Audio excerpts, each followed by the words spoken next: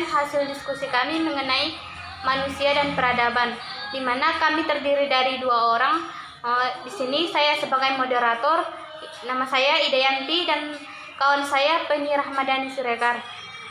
Penjelasan yang pertama akan dijelaskan oleh saya sendiri, di mana yang pertama yaitu mengenai pengertian manusia, budaya, dan peradaban. Pengertian manusia yaitu manusia adalah makhluk ciptaan Tuhan yang paling sempurna dibandingkan dengan makhluk lainnya, karena manusia mempunyai akal dan pikiran untuk berpikir secara logis, dinamis, dan bisa membatasi diri dengan perbuatan yang tidak dilakukan. Dan kita bisa memilih perbuatan mana yang baik atau buruk buat diri kita sendiri. Bukan hanya itu saja, pengertian manusia secara umum adalah manusia sebagai makhluk pribadi dan makhluk sosial. Manusia dikatakan makhluk pribadi karena manusia memiliki unsur jasmani dan rohani, unsur fisik dan psikis, serta unsur raga dan jiwa.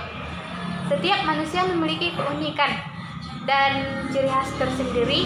Tidak ada manusia yang persis sama. Dari sekian banyak manusia, ternyata masing-masing memiliki keunikan tersendiri.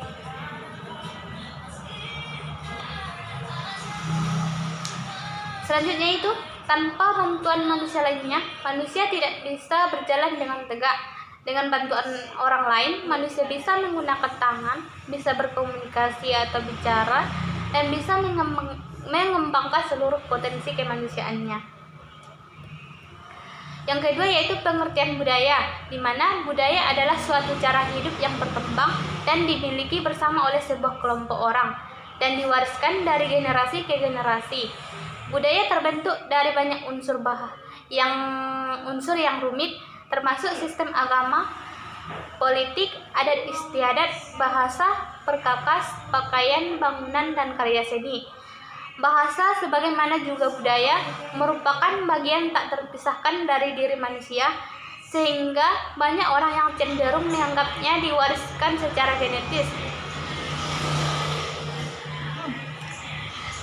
Sedangkan menurut beberapa para ahli, pengertian budaya yang pertama yaitu menurut Melville J. Herskovits, di mana dia mengemukakan bahwa segala sesuatu yang terdapat dalam masyarakat ditentukan oleh kebudayaan yang dimilikinya oleh masyarakat itu sendiri. Yang kedua yaitu menurut Herskovits memandang bahwa kebudayaan sebagai sesuatu yang turun-temurun dari suatu generasi ke generasi yang lain, yang kemudian disebut sebagai suffer organik. Yang ketiga yaitu menurut Andreas Effing, dia mengemukakan bahwa kebudayaan mengandung keseluruhan pengertian nilai sosial, norma sosial, ilmu pengetahuan, serta keseluruhan struktur religius dan lain-lain.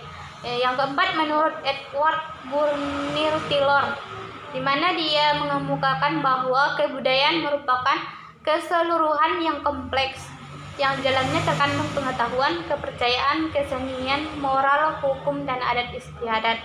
Yang kelima menurut Seloswe Marjan, di mana kebudayaan adalah sarana hasil karya rasa dan cipta masyarakat. Yang selanjutnya yaitu pengertian peradaban, di mana peradaban adalah memiliki berbagai arti dalam kaitannya dengan masyarakat manusia. Seringkali istilah ini digunakan untuk merujuk pada suatu masyarakat yang kompleks, dicirikan oleh praktik dalam pertanian, hasil karya, dan pemukiman, berbanding dengan budaya lain. Anggota-anggota sebuah peradaban akan disusun dalam beragam pembagian kerja yang rumit dalam struktur hierarki sosial. Istilah peradaban sering digunakan sebagai persamaan yang lebih luas dari istilah budaya yang populer dalam kalangan akademis, di mana setiap manusia dapat berpartisipasi dalam sebuah budaya yang dapat diartikan sebagai seni, adat istiadat, kebiasaan, kepercayaan, nilai, bahan perilaku, dan kebiasaan dalam tradisi yang merupakan sebuah cara hidup masyarakat. Namun dalam definisi yang paling banyak digunakan, peradaban adalah sebuah sebuah istilah deskriptif yang relatif dan kompleks untuk pertanian dan budaya kota. Peradaban dapat dibedakan dari budaya lain oleh kompleksitas dan organisasi sosial dan beragam ekonomi dan budaya. Selanjutnya yaitu mengenai hubungan manusia dan peradaban, di mana menurut Nicholas dan Sudiarja, manusia itu bineka tetapi tunggal. Bineka karena terdiri dari jasmani dan rohani, akan tetapi satu karena jasmani dan rohani terdapat dalam satu jasad. Omar Muhammad menyatakan bahwa manusia adalah makhluk yang paling mulia karena dapat berpikir. Manusia itu memiliki 3 dimensi, yaitu badan, akal, dan ruh. Sedangkan menurut Oswald Spengler, peradaban adalah kebudayaan yang mengalami perubahan dan menekankan pada kesejahteraan fisik dan material. Dan menurut Ani Ahira, peradaban adalah kebudayaan yang mengalami kemajuan yang tinggi. Sedangkan menurut KBBI memberikan pengertian peradaban sebagai kemajuan yang menyangkut sopan santun, budi bahasa, dan kebudayaan suatu bangsa. Perkembangan peradaban akan selalu menimbulkan benturan. Benturan ini adalah pandangan dari Huntington yang menyebutnya sebagai class civilization. Perkembangan peradaban akan selalu sering dengan timbulnya benturan-benturan seperti peradaban barat dan peradaban timur. Manusia dan peradaban adalah hal yang tidak bisa terpisahkan karena manusia itu memiliki cipta, rasa, dan karsa. Cipta, rasa, dan karsa itu akan menimbulkan perkembangan pengetahuan yang berasal dari suatu budaya. Maka dari itu kebudayaan akan mengalami kemajuan sehingga dikatakan sebagai peradaban.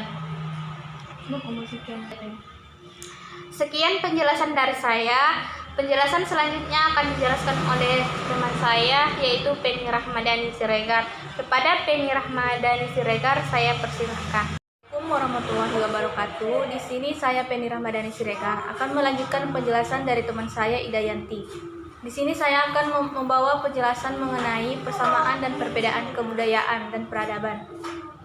Perbedaan kebudayaan dan peradaban menurut para ahli yang pertama yaitu menurut Albion Small, di mana peradaban merupakan kemampuan yang dimiliki manusia dalam mengandalkan dorongan dari dasar kemanusiaannya, di mana peradaban ini bertujuan untuk meningkatkan kualitas hidup manusia itu sendiri. Yang kedua yaitu menurut Alfred Weber, di mana peradaban lebih mengacu pada pengetahuan dan juga intelektual, di mana peradaban merupakan kumpulan cara yang sifatnya teknis dan digunakan untuk mengendalikan alam. Sementara kebudayaan adalah serangkaian nilai, ide, prinsip normatif yang bersifat unik. Menurutnya, peradaban memiliki sifat yang lebih kumulatif dan juga lebih siap untuk disebar, namun lebih rentan terhadap adanya penilaian dan juga lebih berkembang dibandingkan kebudayaan. Yang ketiga yaitu menurut Spengler, peradaban merupakan kebudayaan yang sudah mencapai taraf yang tinggi ataupun kompleks. Menurutnya, peradaban merupakan kebudayaan yang tidak lagi mempunyai aspek produktif, sudah membeku dan mengkristal. Sementara kebudayaan sendiri merupakan sesuatu yang mengacu pada hal yang hidup dan juga kreatif. Dan yang keempat yaitu menurut Dave Joseph, menurutnya kebudayaan merupakan sesuatu yang memiliki ciri dan juga sifat budaya. Sementara budaya itu sendiri merupakan sistem nilai yang dihayati. Sedangkan peradaban ini merupakan gabungan dari kesatuan budaya dan juga sejarah yang membentuk suatu kondisi. Selanjutnya yaitu mengenai problematika peradaban dan kehidupan manusia, di mana peradaban ini adalah sebuah istilah yang digunakan untuk menyebutkan bagian-bagian atau unsur kebudayaan yang dianggap halus, indah, dan maju. Konsep kebudayaan adalah perkembangan kebudayaan yang telah mencapai tingkat tertentu yang tercermin dalam tingkat intelektual, keindahan, teknologi, spiritual yang terlihat pada masyarakatnya. Kebudayaan ini bersifat dinamis, karena faktor utama dalam perubahan ini adalah adanya globalisasi, di mana globalisasi ini sendiri adalah suatu fenomena khusus dalam peradaban manusia yang bergerak terus dalam masyarakat khusus, dalam masyarakat global dan merupakan bagian dari proses manusia global itu. Problematika peradaban di Indonesia yang timbul akibat globalisasi diantaranya dapat dilihat dalam bidang bahasa, kesenian, juga yang terpenting kehidupan sosial. Problematika peradaban yang penting adalah adanya kemungkinan punahnya suatu bahasa di daerah tertentu disebabkan penutur bahasanya atau terkontaminasi oleh pengaruh globalisasi. Contohnya yaitu seperti yang terjadi di Sumatera Barat. Di daerah ini seringkali kita temukan percampuran bahasa atau kode mixing yang biasanya dituturkan oleh anak muda di Sumatera Barat. Seperti pencampuran bahasa Betawi dan Minang dalam percakapan sehari-hari, di mana kamu, lu, nggak tahu, gua, do, dan lain-lain. Hal ini jelas mengancam eksistensi bahasa di suatu daerah. Selama ini, penyebaran internet telah mengubah perhatian masyarakat terhadap pengaruh media baru. Salah satunya mengubah persepsi masyarakat tentang media-media baru. Lahirlah beberapa studi yang meneliti mengenai dampak penggunaan media baru ini. Hingga pada akhirnya disimpulkan beberapa dampak yang dibawa oleh kemajuan teknologi komunikasi. Di sini saya akan menyimpulkan mengenai manusia dan peradaban, di mana kesimpulannya yang pertama yaitu manusia, kebudayaan, dan peradaban mempunyai keterkaitan satu sama lainnya. Keseluruhan kompleksitas produk pikiran kelompok manusia yang mengatasi negara, ras, suku, dan agama, yang membedakannya diri yang lain tetapi tidak monolitik dengan sendirinya.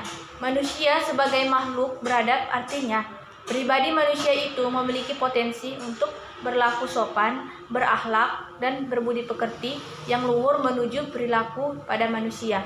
Yang kedua yaitu pengaruh besar kemajuan zaman dan ilmu pengetahuan dan teknologi merupakan proses evolusi kebudayaan manusia yang sudah sampai pada taraf kompleksitasnya.